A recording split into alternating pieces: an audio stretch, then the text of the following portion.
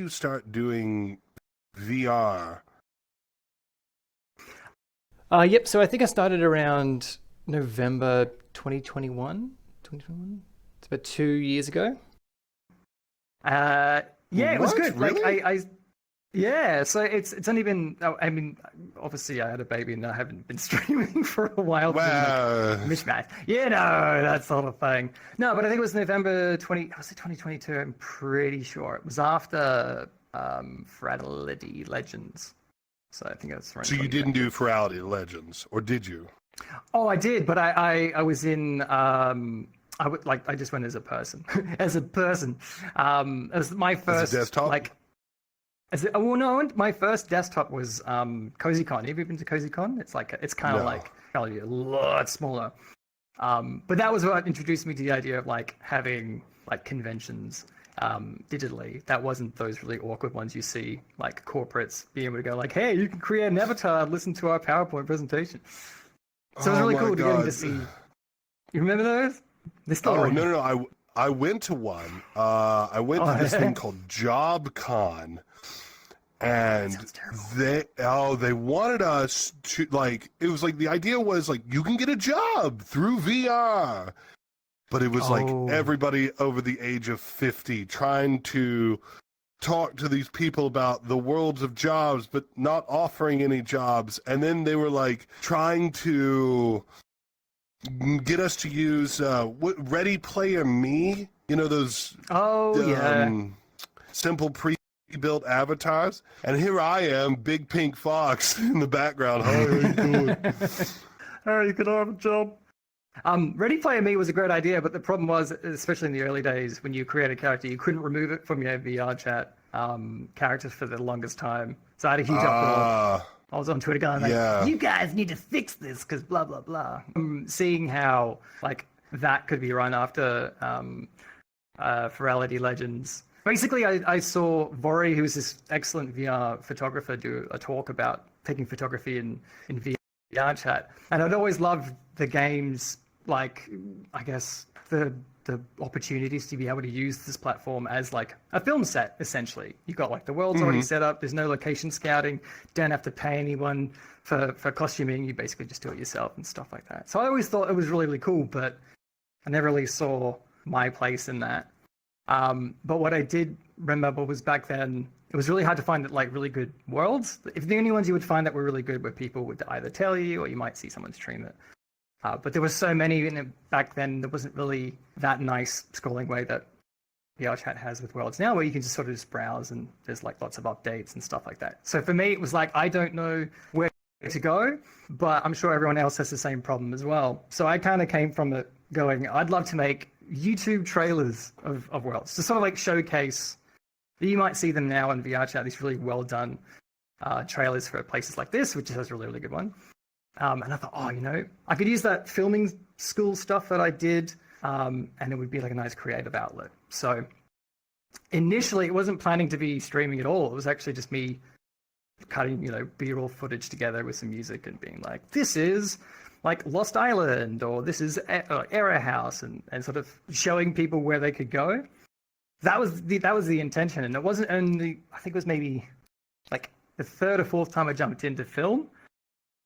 It's very boring. You'd have to like get 10 seconds of footage here. You set up a camera shot. You move over here. You do it another 10. Exactly. You'd know it with filming.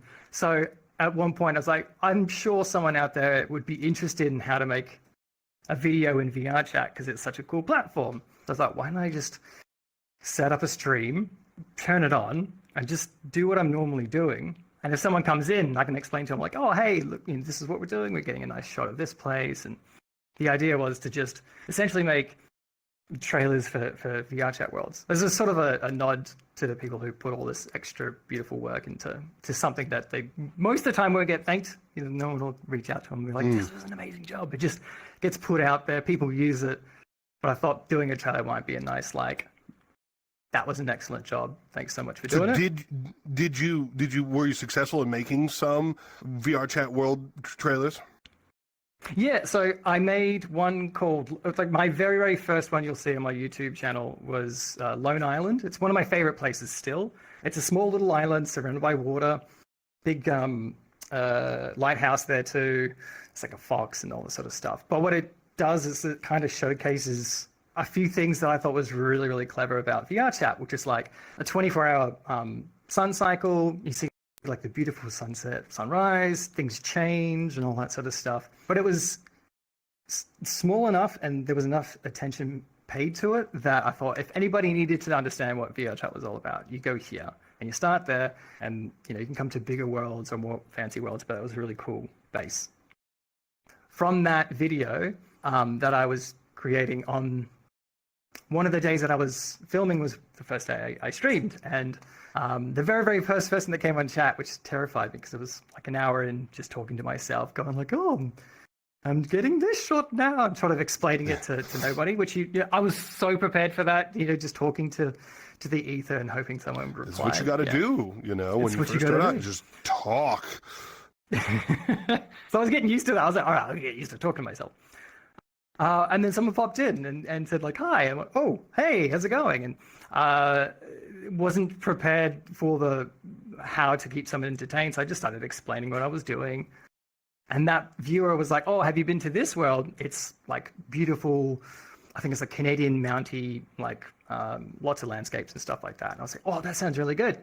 Let's go visit it. We went in, tucked it in, went to the world, and it was beautiful. It was this incredible, like gorgeous landscape of like, you got hills and moose and like waterfalls and all this sort of stuff. And I was like, this is excellent. This is another world I could do a video for. But I still was in that mindset of film first, stream second. There was never really intention for me going like, this is what I'm going to do. And it wasn't until people came back the third, fourth, fifth stream, there might be one or two people that I was like, oh, cool, this is great. I get to like talk about my craft a little bit, sort of explain how to make, it was almost like an educational piece if somebody was caring for it. If they weren't, that's fine. I'm still getting my footage. But it was only until like people were returning and I would recognize their name, like, oh, hey, how did the job hunt go? And that sort of stuff, that I started understanding this different way of being able to use the platform, I guess. And that was to stream it. It's interesting. So you're telling me that your first streams were VRChat, streaming in VR, not desktop mode, correct? A lot of creators out there, I would think would start with like a video game or whatnot, but it sounds like, you had a completely different set of intentions to stream versus, for example, me, it's like, I want people to look at me and do this. You wanted people to look at the worlds and the beauty that is within the digital landscape of VR. That's it. Yeah. And so, yes, basically I started streaming in a way that I was trying to learn from other people that would stream in VRChat, like understanding about having like your chat in the section and making sure you don't forget about them and that sort of stuff. So it was kind of deep endish in that I know I was making a lot of mistakes at the beginning, but luckily when you start, you don't really have that many people watching you. And you can always apologize. I think the first stream I had like at the top written like, be patient. I'm learning how to use the camera and that sort of stuff. So it was great. It kind of laid the foundation going like, this is what I'm trying to do. Don't worry if it messes up. I had no intention of being like, oh, this is going to be my full-time job and I need to get as many followers. It was like a hobby, and I still find it a hobby whenever I get the time to jump in. But at the time, there was not a lot of potential to lose whatever I was trying to build because I wasn't really intending to build anything. You had nothing. Yeah, exactly. And like, I once I started streaming outside of VR, and I noticed, the desktop, you've got your keyboard there. If you've got like a bot rate, you can literally just deal with it instead of, lifting your headset and trying to figure something out or using your virtual keyboard there. So, oh my God, I can see when you first started, it's scary. It's so scary. And then when you on desktop mode, you can do stuff. But VR, just for us to set up this whole camera setup that we've got going on, which is not perfect, took us like 20, 30 minutes with desktop gaming. You just go boop, beep, boop, it's going. And then you're good. Which is why I have a lot of appreciation for anyone who streams in VR, because obviously you know the sort of the back end of it is trying to set up the 20-minute shots and all that sort of stuff. And there are streamers out there that run like TV shows with like host and cutting to different clips and stuff like that. So from a background of film and TV, you sort of appreciate all that extra work that goes into it. And then for like example, the streams where you're playing a game but you're in VR chat, that blows my mind that you've put that much effort into something that you could just as easily put a avatar in the corner and that's it. Oh my And God. I love it. It's is great. so stupid, difficult to do what I was doing. Because I have the camera so I'm in VR chat. I have to be in an optimized world. Then I have to remove the background, then overlay it on top of the video game. And then that's if the video game that I want to play while I'm in VR chat, dual video game, wants to behave. Yeah. It is so over the top. Don't do it. Just don't do it. But the thing is that there's so much potential to use this, not just, to run around and show worlds and stuff like that, but you can use it as, a part of something else, which I always found fascinating. So there's always a huge kudos for anyone who streams in VR, because it does pull your attention away from everything else. You're in the moment. You don't want to forget the people that are watching, because that's really, really important. But then you might have someone visit. Like when you're in stream mode, I want to make sure that you don't feel like you're not part of, like I'm ignoring you, because it's really hard when someone else is in there. You want to be entertaining to that person, but you want to also make sure that you're providing something interesting to people who watch. I wouldn't want to stream something where people feel like they're watching through a window. I want them to they want to say something, I'm going to react to it, as opposed to me just playing games within a VR chat world and just having fun and just keeping it separate. We're gaining such an odd set of skills that really cannot be applied to anywhere else but this little area. That's it. And the amount of work that you would have to put into a stream to have those sort of elements of interactivity, like all the stuff you have on your stream is this isn't Glow Foxxyboi, but it should be as well. All the work you put into all the alerts and stuff like that, so that they happen and you don't have to physically do anything about it. Like that automation helps you stay in the moment, makes you have that sort of fun with the audience. If they wanted to interact and you might be busy or something like that, they can still have fun. It's really important to, I don't know, I always feel like if someone's going to watch my stream, I've got to entertain them for the entire time that they're there. So I don't want to waste, I don't want to waste anyone's time. There's so many people out there that stream. And I think when I first started streaming, I was terrified that I was wasting people's time. Like, what's the point of watching me? I'm just getting 10-second shots of this world and like, why would you pay attention? So when people were returning, I always was saying like, oh, thanks for coming. Like, why? Why are you coming back? Why? Why? JoeyJRoo. A little on the nose for an Australian guy, don't you think? Do you want to hear a secret, buddy? Do you want to hear a secret? I want to hear a secret. It's not really a secret. I've talked about it before, but like, I guess you had to be there. The origin of JoeyJRoo, it was like, so there's a clip in The Simpsons where Homer's talking to Moe. He's like, I got this friend. His name is, and he's trying to talk about himself, but he obviously makes a fake name up, and he goes, Joe Jr. Shabadoo. And Moe goes, that's the worst name I've ever heard. And then someone in the bar gets up and goes and runs away crying. And I was like, oh, it's going Joey Joe. And I thought that was hilarious.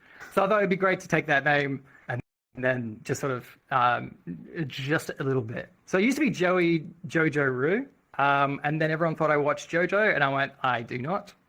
It became Jay. To get rid of all the, oh my God, what's your favorite? Do you like this person? I'm like, I haven't watched any of it. I haven't read any of it. I'm so sorry. I don't want to disappoint. So I just. Now, a lot of Americans, immediately when they meet their first Australian, they think they're being clever, and they say, oh, you're from the upside down land, and all the bugs and snakes or whatever trying to kill you. But one of the things that they also probably think of is, oh, you're a furry from Australia, so you got to be a kangaroo, which majority of the Australians are not. But here you are. Here I am. An anomaly within my own country. It's almost like it's a running joke I'm happy with. It's a stereotype that is not harmful in any sense. It's like, no. It's like, oh, your name is Joey and you're a kangaroo. Wow, how convenient.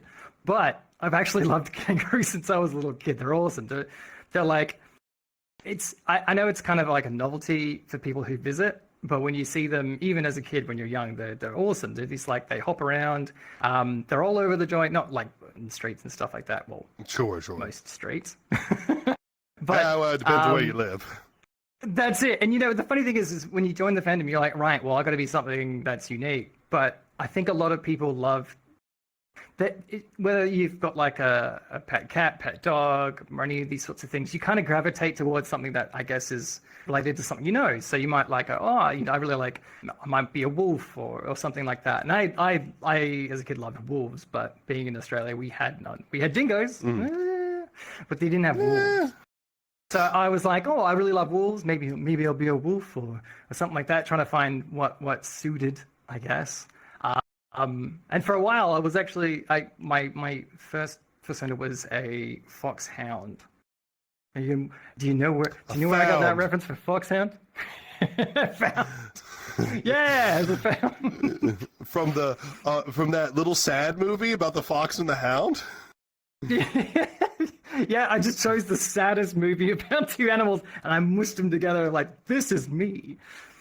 Though, funny enough, like it was playing Metal Gear Solid 1 and the Foxhound is the, I think it's like the, I think it's been that long, I can't even remember if it's just No, like. I don't know. It's a group within the game. It's one word, Foxhound. And I was like, oh, cool. That'd be cool to combine the two.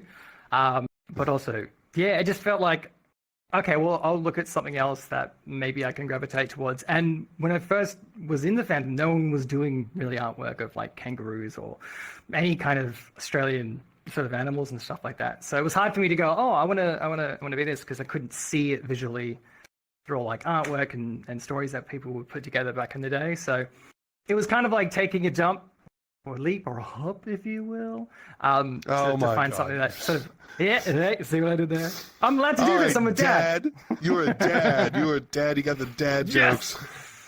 Full of terrible jokes, and now I got an excuse. It's great. But yeah, it was like having to take a risk, I guess, because even back then, the fandom was a lot different back then than it was. I'm referring to like 20 years ago. How old am I? Yeah, around 20 years ago.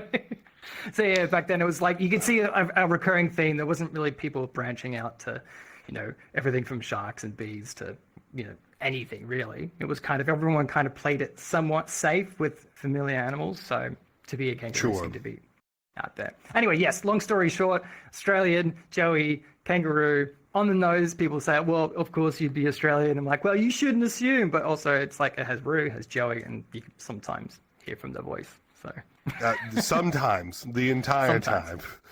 So I actually wrote I wrote down some questions, and you had just mentioned 20 years ago, and I feel like I fall in the same camp with you. But are we too old for this? For the furry community, for whatever. Are you? I mean, I'm sure it'll be more difficult as your child grows up and you're focusing on a lot more different things. But like, are you with it? Like, do you feel like you're in on the trends? Do you feel like with the power of the internet and all that sort of stuff, you can kind of keep within it? I don't know. I feel like if I were, say in my young 20s and that sort of stuff, and I had a lot more time, I feel like it would be a lot easier for me to sort of spend a lot more of my time, even just outside of, being in the fandom within VRChat, but being in general. I feel like there's a lot of extra stuff that as you get older, you're like, oh, I'd love to do that. But, either you've got like, you have bills to pay, you got jobs, you might have a more professional like career at that time. So as much as sometimes I go, oh, it's nice to sort of be more in that sense. I also know that I'm older. I don't like the idea of like the fandom cutting people out once they're like 30 or 35. I think it's I know it's a running joke, but some people kind of somewhat believe that as well, that you should stop. Yeah, and I mean, you've got like the sort of the founding founding people of the fandom who are, 60s and 70s and that sort of stuff, the Psy and all these really, really important people that helped make the fandom what it is today. You don't cut them out. I know there's the term grey muzzle, fair enough. You can name whatever age it is that turns you into that, but you shouldn't exclude people just because of their age, I feel. But saying that, you have to understand that older people just don't have as much maybe free time to commit over time, or maybe there's different perspectives and stuff like that, I think is important. But yeah, do you feel too old? Sometimes I do, and sometimes I don't. It depends on like, so I might be talking to someone who is 21, prime of their life, and you sort of easily compare your like day to day to theirs, and sometimes you might feel like you're a bit older, but then other times it's like the fandom itself shouldn't be. It's about enjoying what makes the community. It's not just like, I like the artwork, or I like the people within it, like the inclusivity and all these sorts of things. Once you start, I guess, separating people because like either they're a bit older, or maybe they don't contribute through like artwork or content or anything that of that nature, that's when it starts going like, well, hold on, what's it mean to be a furry? Is it as simple as this, or do you have to follow a set of rules? And it really should just be whatever you feel is comfortable for you, because some people might just like, Robin Hood and Zootopia. I think that's really cool. And does that make me furry? Cool, awesome. Well, then I'm a furry. But some people, because I guess over time it's just been such a taboo like category to be in. To be Right. a furry, of course, with all the old sort of coverage of it you would get from news channels and like MTV Oh my shows, God. where like, we got to make it sound crazy, and it's like, it really isn't. Some people are just like, this is really neat. This isn't my entire identity, but it's something I really like, and it shouldn't make you feel like weird for enjoying something just as much as you might like cars or RPGs or sci-fi books, whatever. It's funny to navigate it, especially as an older person, because you just sort of like, you're trying to justify it, but also be like, it's not everything. I mean, I grew up, well, as whatever you want to call it, I knew, like, don't tell people that you're a furry, because, that's how you get hate online, and, you get lambasted or whatever.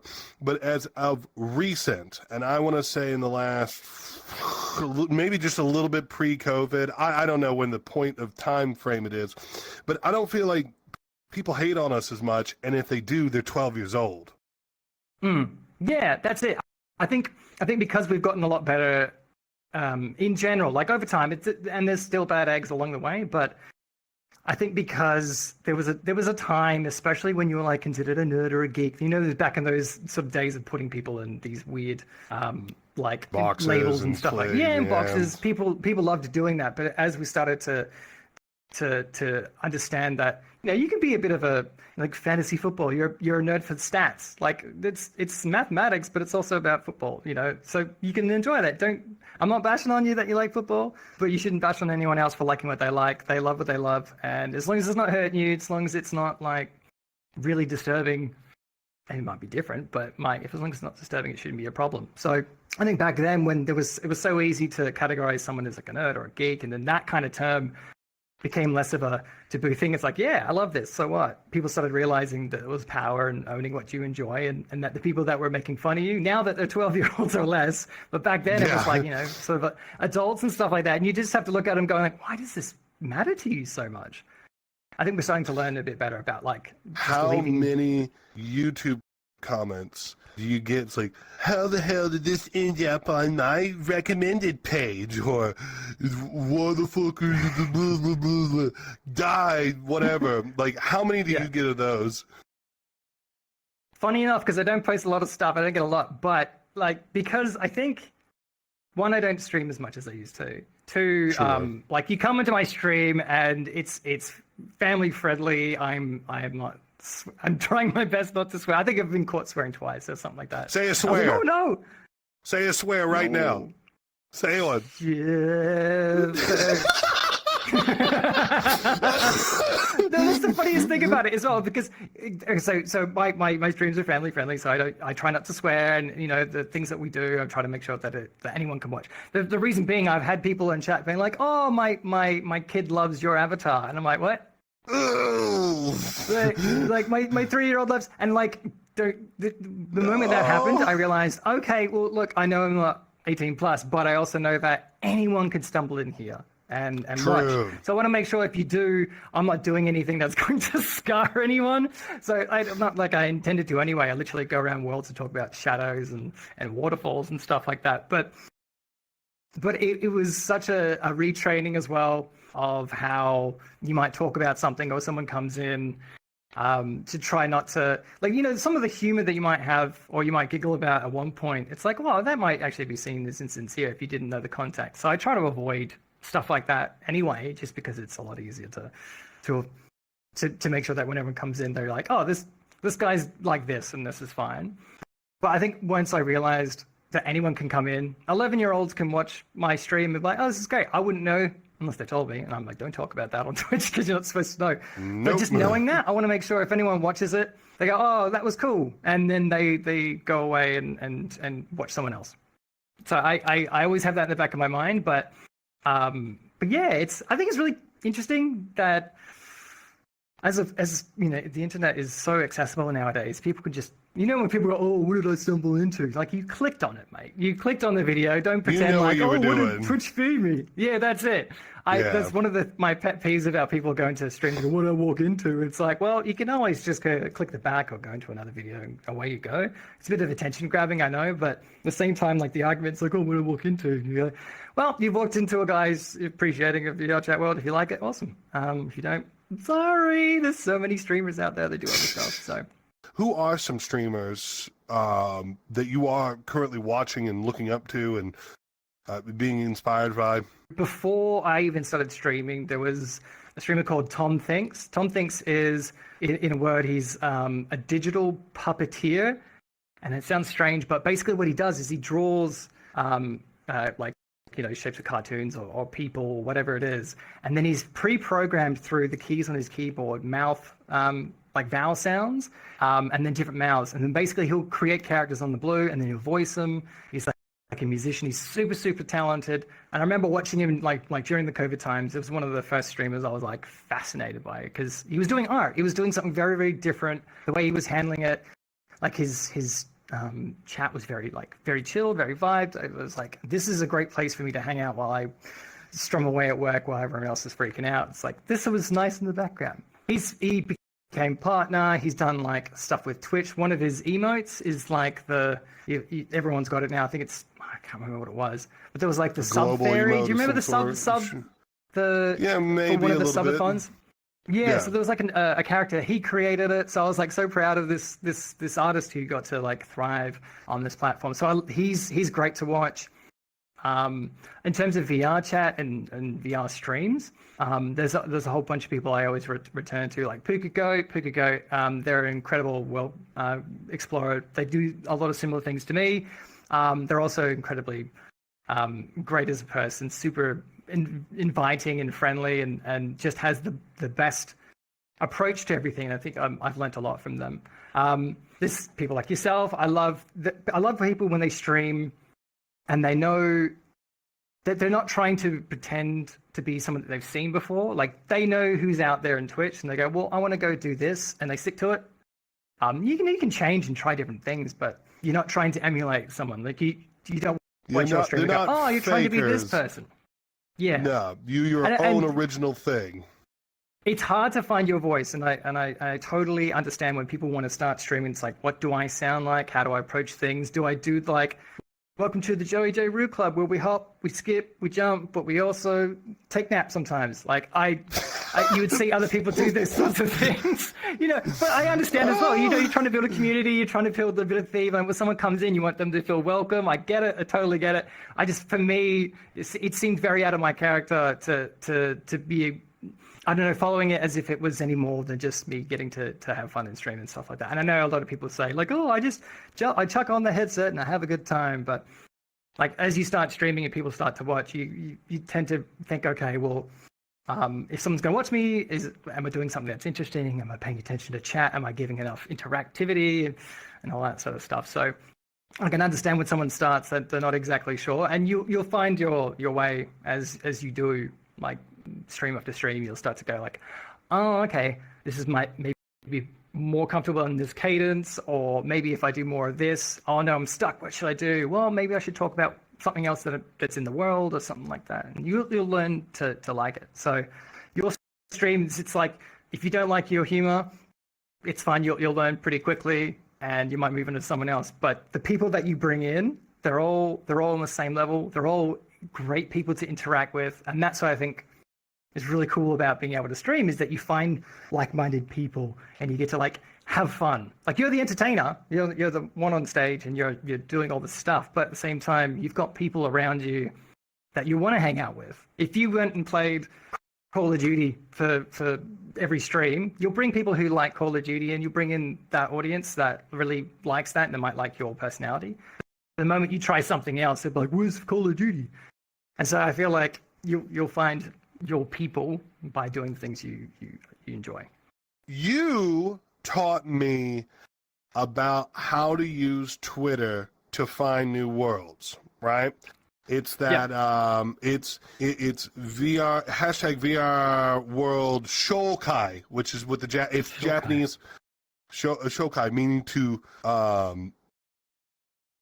show and tell, shokai, to present. For example, Jiko shokai means self-introduction.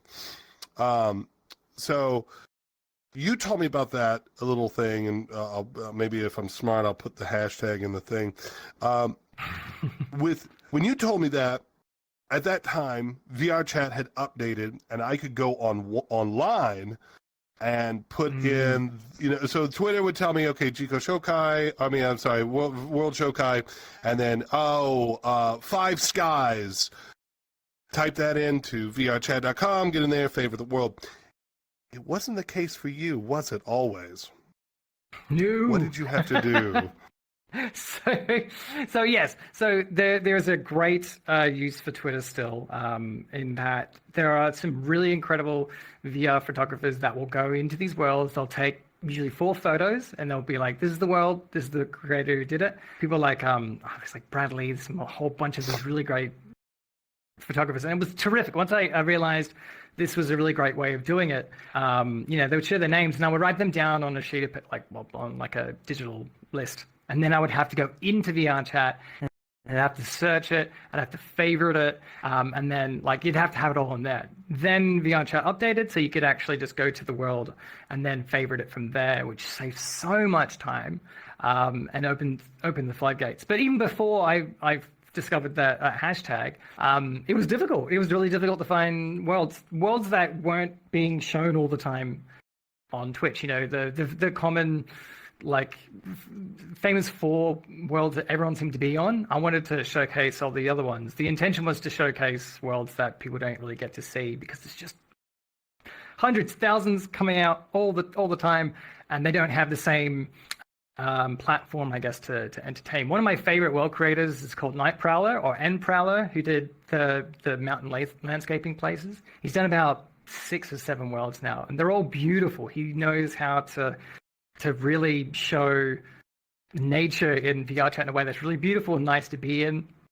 But he didn't have Twitter, didn't have Facebook, Instagram. He wasn't on social media. So when I created a video about his world, I wanted to shout him out and to tell him, I love your stuff. I couldn't do it. I message in a bottle, put it in the ocean, and hope that he one day types in his username into Twitter. So for the longest time, there was times when you'd have to either find it through the discovery sort of section of VRChat, back when they weren't even, it was very basic. You had, I think, 20 worlds. And then after, world 21 would come along, it would get knocked off, or it was really hard to keep up with it, to see places that would, they'd have a certain period of time. And if they didn't succeed or they didn't get popular in that time, that was it. It was gone.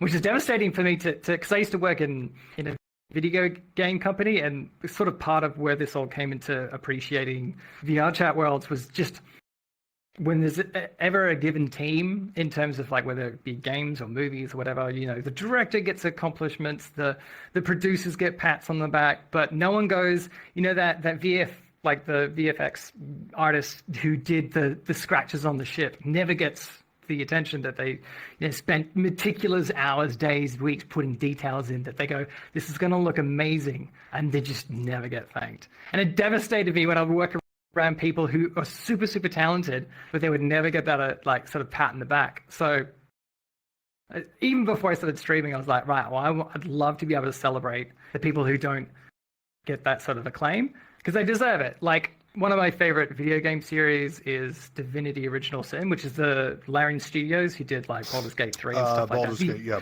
I played the Original Sin 2. Yeah, and it's one of my favorite games of all time. I've replayed it 3 or 4 times. Awesome co-op, play it with my wife, and it's fantastic. But like everything from like the script writers to the sound designers, all these really talented people don't usually get a pat on the back or even acknowledgement. So the idea of being able to reach out to them and like going, hey, I really love what you did with the Lose character, or the Red Prince's script was really interesting, or even the voice actors to a certain degree. Nowadays they get a bit more attention, but just the people that were doing the nitty gritty that we really appreciate, the small details. I thought like for someone to go, hey, Foxxyboi, I love the fact that like if someone types in blood in your chat, you get like a thing that pops up. That made me giggle. Like I didn't realize that you could do that, and that's really cool. That's getting any kind of acknowledgement like that. You're like, oh, cool, you noticed. I appreciate it. So, getting back to Night Prowler, basically it was the same thing. This beautiful world gets created, and then there's no way for me to thank him, and that devastated me. I was like, no, I put all this work together to show him like you're doing amazing work. Thank you. But if one person says thank you, I think it really does benefit someone who's working on a project. Whether it gets seen or not, I know some people do it for the love of it. But to get one person to be like, oh, I love the way you did like the waterfall effect and all that sort of stuff. So long story short, I don't have to shorten the story, but basically what happened was I got a friend request from an N Prowler one day in VRChat, and I freaked out. I was like, oh my gosh, he's seen the message. So basically I was like, yes. And I think it was in stream, actually. I got the notification. I'm like, oh my God, Night Prowler. And then he came on stream and I was like, oh my God, everyone, this is Night Prowler. He's done all this. And it was the best way to close that story, where he was like, oh, I really appreciate the video that you did. And I was like, oh, he saw my video. So that was really cool. And he's like, so one of the most recent worlds he did was like the horse riding one. Everyone was talking about how great that world was. Oh, right. Yeah, you can actually control the horse. Yeah. I've still not been there. That's the worst part. Is that since around that time, that's when my life got real busy. So I'm like, yeah, Night Prowler's getting acclaim, but he's not actually, like, I haven't been able to experience that particular world. But I know he like people like that. It's amazing. Finns, who does all these incredible like worlds as well. Some of the most memorable places you'll ever find in VRChat. Like, I jumped onto that Patreon as soon as I could, just because I wanted to give something back. Just to say thank you. Incredible. It's incredible to see how people are making jobs in VR, and specifically VRChat. You know, the guy Finns, you know, Jar, I think No Life, next now, they did the Infected series. Oh, yeah. They're those game creators and world developers, JoeyJRoo, they are surviving on the Patreon or whatever income that they get from making these worlds, and that's really cool. And that's an awesome thing, and I think more and more people are kind of trying to figure out how to do more VR job-related things. Where do you see that going in the future? What is your thoughts about VR, and maybe even VRChat as it is, going forward? What do you think about it?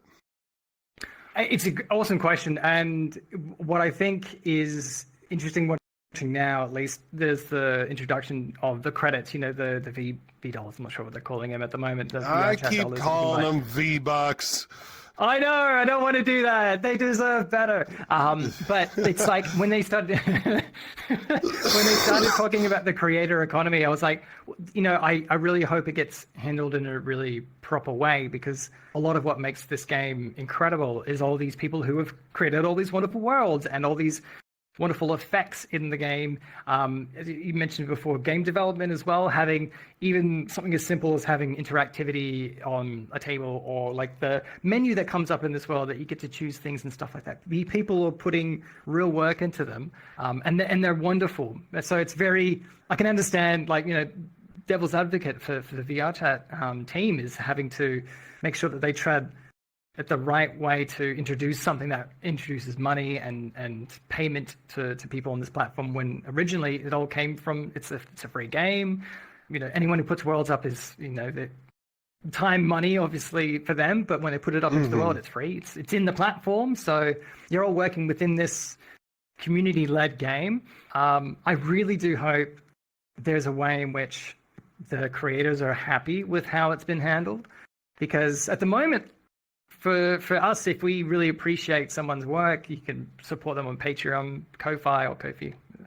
Give them a little bit of a, like, I love what you did, and away you go. Long term, if you build only 1 or 2 worlds, it's trying to find, like, what else can I do for this, or how can I keep this long term? Because it's still very, very new, right? Like having an income based on something that's as specific as creating a world for this one game. Games like Second Life, where there was a lot of creators for that place, and they thrived to a certain degree. They found like a way of earning income, like just income at all is terrific.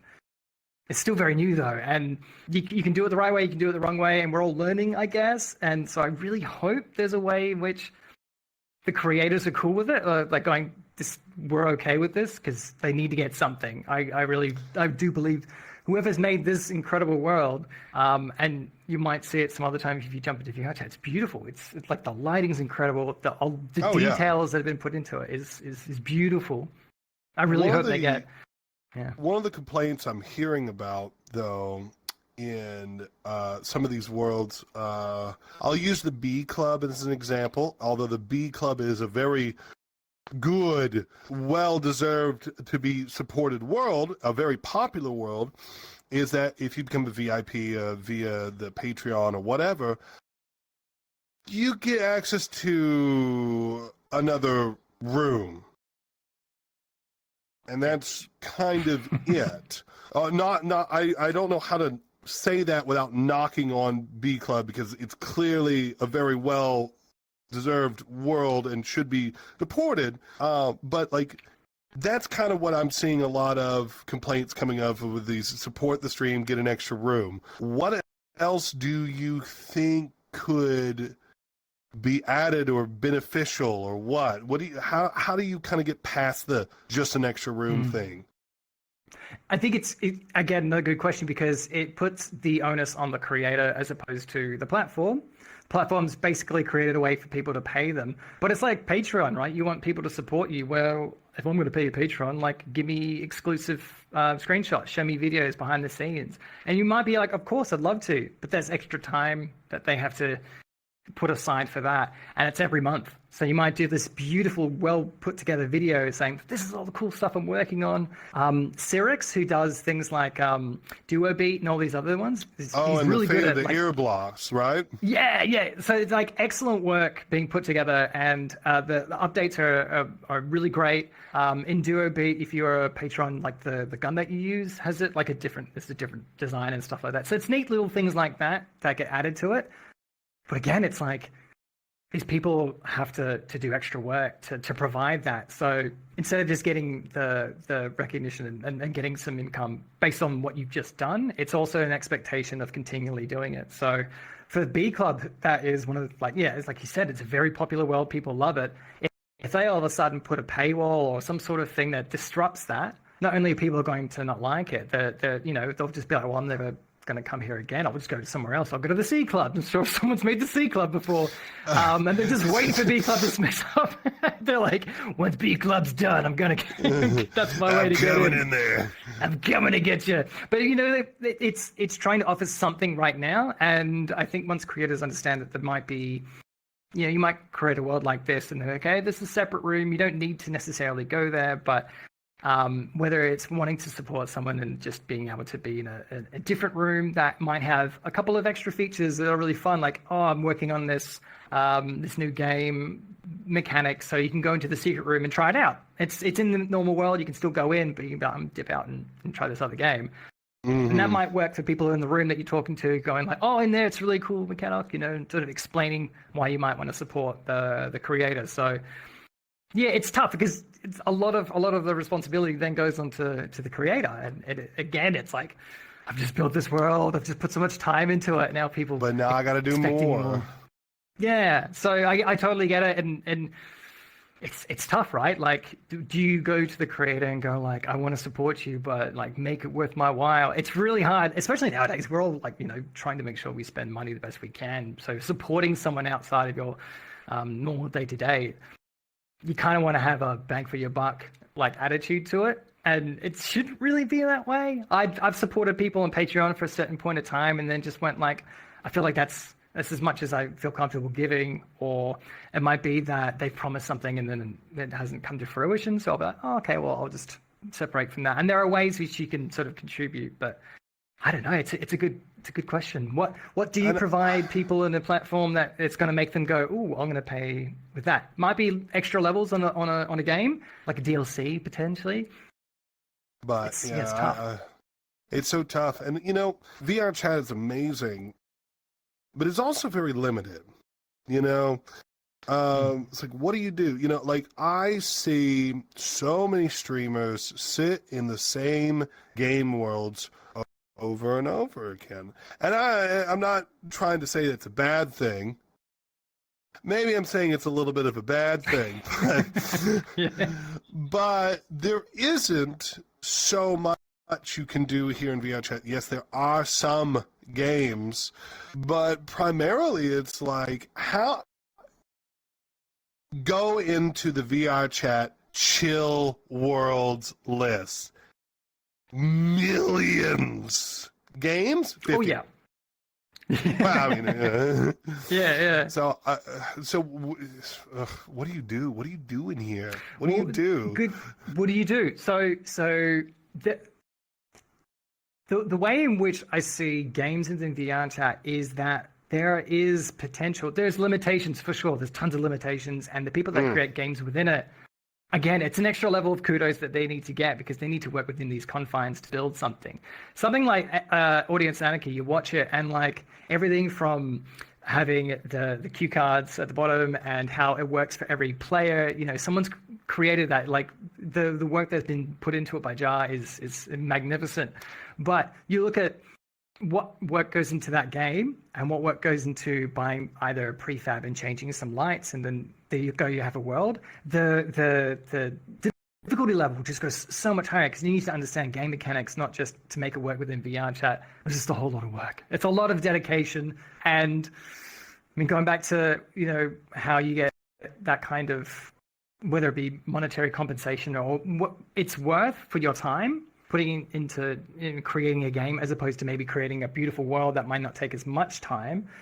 It's a hard sell. So you will have these expert games in VRChat that people will play all the time, and yeah, there may not be as many, but you got to understand as well, like how difficult it is to build within the confines of the game and to make it interesting enough for people wanting to come back. Like there might be a cool game mechanic in a world that someone's testing out, but because it's not part of a larger game, it might fizzle out or doesn't get as much attention. So yeah, it's like wanting to have more within it. There are, you know, other types of VRChat-esque platforms, games that have more flexibility in terms of building, but obviously the foot traffic as well. So I guess it has to be about wanting to make sure that anyone who wants to create a game in the future might have that support, might get like, hey, if you want to play these games, you can unlock it I don't want to start pitching the idea of like you unlock a game that's on VRChat, you know, because maybe you get like the first 5 levels and then you unlock it. It feels icky in the sense that it feels like a mobile game, but the alternative to trying to get people invested in something like that, maybe it's a case of you support a world creator and they give you access to a private world that only you can go to, and that's their game. That could work, but it's hard. There's we too just many don't know variables. what works, so. Yeah, we just don't know what works. But excited for it. What I love about VRChat, I think like it's pretty much the same for any other game that you love. There is going to be a time when the door's shut and all these wonderful moments and experiences that people have will stop. Like you'll only have them in your head or recordings of streams and stuff like that, but VRChat will be no more. And what does it mean after that? What's the next thing that comes after that? I don't want to think about it because I love this place so much. But it also highlights the fact that if we don't treat the people who are, participating and contributing to this platform, that might be shorter. And that terrifies me because there's so many wonderful people who put so much time into these things. But for it to all go just because like the money system was put in a way that made people feel icky, or everything was locked behind paywalls, and it felt too much like a corporate beast. It's hard because you want to play both sides of the game as well. Make sure you're considering server costs, having a team being run. There's investment in VRChat to continue, but as a business or as a game that goes on, you see all the games that have been on forever, games like RuneScape and like World of Warcraft is still going on, and how they continue is through getting income in some fashion. So it's a hard pill to swallow, that if we want to love this game and support it, there's going to be some sort of money that's going to come into it, whether it be by physically or putting in your money into an account, or what people don't really want to see is ads and stuff like that. But there's got to be something to keep it running, and if we don't support enough in the right way, then it could go topside. And so, I don't know. I love VRChat a lot. It's a great place. I get to interact with so many great people, and I've made real lasting friendships with people I don't know what they look like or what their real name is, and that's okay. Yeah. So that said, and I think you agree with me that VRChat is an amazing place to be. How has it been? Has it been difficult walking away from the stream, the VR, the friends groups, to be a dad? I'm not going to lie, it was pretty tough. Like, I remember, I think it was the last stream before my son was born. I was playing What the Golf, which is a great game. I love that game. I stole that game. Great, I streamed that game too. No, right? It's such a wonderful game. They got a new one coming out called What the Car Looks Like. A lot of fun. But I was playing that, and I knew it was like the very last time I was going to be able to stream in the way that I was doing. And when you sort of go like, I'll be ready. Like, I know it's going to be cutting back a little bit and that sort of stuff. And it had already kind of tried to digest what that would mean. But I didn't realize how much it really did mean to me until like there were pockets of time where, I jump onto other friends' stream and chat to them and just be like, I really miss what I used to have. But it's like looking at, you always look at the past with rosy colored glasses, as that sort of saying goes. It's that you always remember it being really great, but that time that I used to do every Saturday and Sunday morning, I would get up before the sunrise, so the cats would wake me up. I'd go do stream, and then after that, I'd be with my wife all day, and then we'd have the whole day to ourselves. And now I've got my little baby, and he's the coolest kid. I'm so very lucky that he's just this amazing little dude, and I love spending time with him as well. So as much as I'm like, I really do miss a lot of the stuff that I did with stream and getting to see people just jumping into VRChat and hanging out is great. But my time's so finite, so you do miss that sort of part of it. But I also know that if I'm trying to work at it, I can still keep in touch with people that I like to hang out with, and hope that once I get some free time back, I'll be able to pop back in and make it feel like it was catching with old friends that you've seen last week. So it's been tough, but like it's This beautiful boy, wonderful wife. I'm having a great life, but I miss it. I do. I really do miss it. I know that there's some missing of the social life and stuff like that, and I wanted to ask more about your fatherhood. How has it been? But I noticed in my question, I wrote, what is fatherhood? How is father food? So if you could just elucidate on those two, that would be great. Sure. So I watched a really funny little clip of it was it's like this woman drinking a cup of coffee, and it said in the titles, it's like the Goldilocks story. I totally get it now. It's like the father's food is hot, the mother's food is cold, and the baby's food is just right. It's because you make your food, and then the baby's not ready, so then your food goes cold, but then you nuke my food in the microwave, so that's too hot, too cold. But the baby's having a wonderful piece of food. I think that's fatherhood, basically. I have never thought about the Three Bears story like that. The Goldilocks. Of course, the mother's food is cold. She's the one running around doing all the stuff to get the perfect, just right for the baby. That's it. And Dad's like, just nuke it. That's it. It's fine. I'll burn my tongue. It'll be all right. But that's I think one of the greatest things that people talk about having a kid or taking responsibility for somebody. They'll always talk about losing the time, and if you're okay with that, all the rest of it, when people go oh, you won't know it until you experience it, oh, a love of a child, blah blah blah. I tell you what, man, I can't watch a single Pixar movie or bloody advertisement talking about kids without me going, that could be my boy, and just getting all emotional. It sucks. I'm so emotional now. But it's great. It highlights it it's something that I think you can't prepare for it. I'm very lucky that I have the family that I'm in. My wife is incredibly supportive and such a wonderful person to share it with.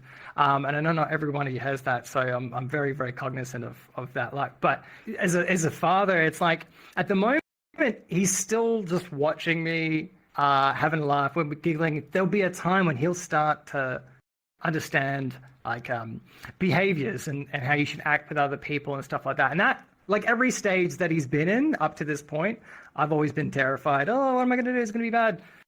Mm-hmm. You can never know, but I think what's important is just wanting to be an active participant in their life and wanting to make sure that it's good, and not, I'm not putting my phone in front of him and jumping on Discord and chatting with people. I put that on the side, make sure when the boy's down, I chat to people and stuff like that. It's just managing your time. Kid. No iPad kid. No screens yet. It's just over a year old, and it's not been eat the iPad, just watch it. It's super hard, but it's good. It's good. But fatherhood, I love it. It's hard to explain that side of I love it so much, but it's really, really great. It does take away all your free time for a while. So what we were talking about before, do I miss it? There was that year of me almost not streaming. People were still subscribed to me, and the guilt just grew because I just wanted to provide something to people that I used to provide stuff to, right? And people were still talking to me and not making me feel like I completely faded off the face of the earth. So that was really heartwarming for me. But as a father, it's kid and family comes first, but over time, I've understood that over time you'll get that time back, and you'll slowly get to take some of those pieces back with you. So every once in a while, and once every couple of months, I'm not a joke, I'm streaming. You were on my latest stream. It was great. I streamed for 47 minutes. 47 minutes, that's right. I was yes, finally. Yeah. I saw you take what you can get. The immediate support from your community right there. You were it's everybody I have ever seen in your chat ever was there right there going, oh, Joey, we love you, blah, blah, blah, blah, blah. That was so cool. Even if it was only 45 minutes. It was, you know what? I think it reassured me a little bit because, again, like any person who does this and loves it, they don't want to they don't want to disappoint. As much as it may be just for fun, over a period of time when you start having people who really like what you do, it's almost like a mini obligation to not disappoint, because they've come up to that point and oh, you've liked what I've done, this is incredible, and I don't want to disappoint. So for me to go no streams for a while, I was terrified about that. But yeah, it's a case of wanting to to provide when I can, and I know that that stream was super short. But then you wanted to pop in, and I'm like, oh my god, get to see Foxxyboi. Guys, you get to see Foxxyboi. This is so exciting. Come in.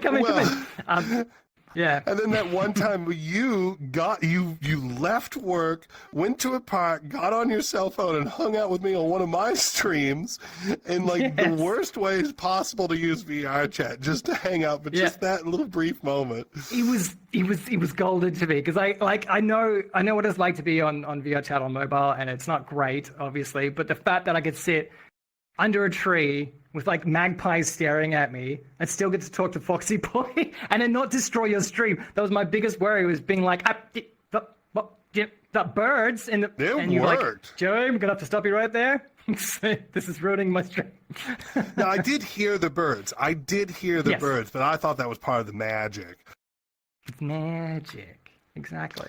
No, it's again, like me trying to find alternatives. I tried to stream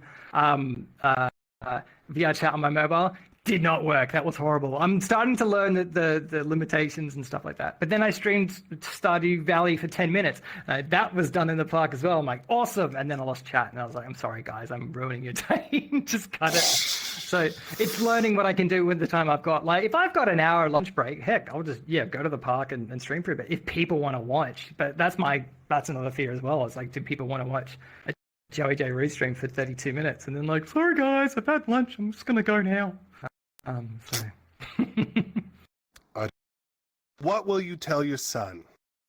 What will you tell your son about your streams, VRChat? What I mean, obviously he's not gonna understand for quite some time, but when he gets to a point, he's like, Dad, what'd you used to do back in 2024? What do you tell? What time is it? Yeah, no, it's a good question. Like, and it really depends. What age do you divulge to your son your past? Like when you talk to your mom and dad about like, oh, what did you used to do when you guys were younger? You're like, oh, I met your mother and blah blah blah. Like you have those kind of tales, but when do you want to open up to them in that way? And I feel like that at a point it'll be, I think, fun to be able to go, here's your dad on the internet. It depends on the landscape as well. Like, well, right. Your son or daughter is probably going to think you're a loser for whatever you do, really, because that's the nature of being a parent. But luckily, it's something that like. Everything I've done up to this point for streaming, at least, and being part of the community has always been positive. There's always been something to it that I can always explain as like, oh, the reason I did this is because people need to be seen and to be appreciated for the stuff that they do. So if I showed it to him, I think it'd be funny just to be able to go like, and for privacy reasons, because Dad didn't want to put his face on the internet, he took this cute little kangaroo. I reckon it'd be really interesting to open it up to him about it. But again, it's like drip fed. Like, do you show him everything, or do you show him like, hey, this is the character your dad had when he played VR, like he played VRChat. He'd be like, what's VRChat? Like, well, son, sit down, let me tell you about this, and create a community and blah blah blah blah blah. But it's, I don't know. I don't even know how my wife and I met. Which was basically, it was like, like those sort of tales where there are some stuff that are like, well, we met at a gay bar. Well, actually, we met at my friend's place, but then we went to a gay bar. That was the first time we ever hang out. Okay, wait, hold on. Yes. You're gonna back up there for a second? Don't drop some truth bombs like that. No, well, here's the thing, because it's like, so you're like, oh, your mother and I met at a party. That's sure, we did. My best friend at the time, I say he was gay. He used to be around, so he's since passed. But he was my best friend, very prominent in the gay community and stuff like that. So I go out with him to clubs every now and again, and I was straight. I was the straight friend going, hey, and never could tell us the way I dressed and stuff like that. But yeah, then when at one of his parties, then we met there. So he'd be like, yeah, we met at a party. Well, we met here and that sort of stuff. So how you tell stories, I guess, to your kids are a bit different, depending on the age and stuff like that. Maybe when he's 21, I'll be like, sit down and he'll tell you the entire story. But in terms of like to put a point on the community and stuff like that as well, I want him to be open to the idea that like you can love stuff no matter what you are. Like, trying to teach those wholesome lessons for a kid to understand that you can be who you are and be happy with it. If you really like Yu-Gi-Oh, or you really like Thomas the Tank Engine, or whatever it is that you still love, or whatever stuff, don't be ashamed of it. And unless you have a tank Sona.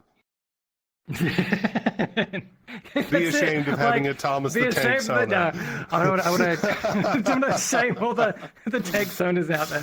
So, yeah, you see like the plain Sonas and stuff like that as well, but. You know what I mean? Like, if I was going to introduce him properly to the furry community and like explain it to him, it's the same thing as explaining any kind of community that seems different or something that he has not come across before. You want to make sure you introduce it in the right fashion. So it would be interesting to see what happens when it comes up to that. Who knows? Good luck. So, Joey, where are all your social medias? Tell me how do I find you on the internet? How do I find you? Luckily, I've claimed JoeyJRoo, so Joey J and then ROO, for everything from Twitter, Blue Sky, Twitch. I have an Instagram, but I only had the Instagram because then I got a DM of someone sending me a link to a JoeyJRoo account, which was fake, but it was one of those phishing ones. I was like, oh wow, that's interesting. I'll just create an account and save my username. So it's always JoeyJRoo. I've been very, very lucky about that. So yeah, you can find me there. I've got @JoeyJRoo as well on YouTube, although I've been very, very quiet on that place too, because obviously I think you've sort of seen me trying YouTube shorts and stuff like that. I really should do that. I should take some stuff that I've gotten and share it so at least something's going out. But I think people who watch are sort of understanding as well. What are your hopes for the immediate future in terms of streaming, YouTube creation, or anything online? I really hope that, at least for me, for the stuff that I do, this has been a really, really helpful platform for me to feel creative. My job doesn't really allow me to do that, or the stuff that I do is not very creative. We'll say that the stuff I have to do is very not interesting. That's what got me to do it in the first place, is a creative outlet. Circumstances change, jobs change, life changes, have a baby. But I've always found this to be a really nice way of creating something that brings me a bit of joy.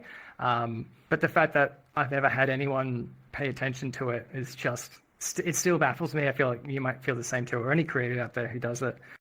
So I really do hope in the future I get to offer something else to people if they wanted.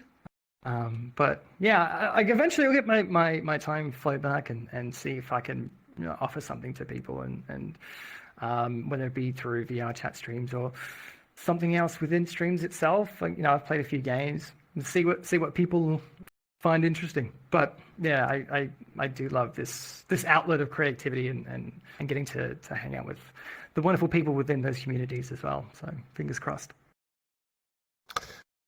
Well, Joey, I really want to thank you very much for sitting down with me today. It's always a pleasure to talk to you. You too. I absolutely love everything that I love everything that you do. I love everything that. Oh, feel free to talk more about that. We can extend the interview a little bit more. Yes, go ahead. It's been an absolute pleasure, Foxxyboi. I really do appreciate you choosing me to chat. Quite an honor, to be honest. Goodbye. Wave over Bye-bye. there. There's a camera right there. Goodbye. This one. That one. This one. This one. That Hi. one. This one. Oh, I can see your cue cards. We'll be right back after these messages. I love you. Thank you. Bye. Okay.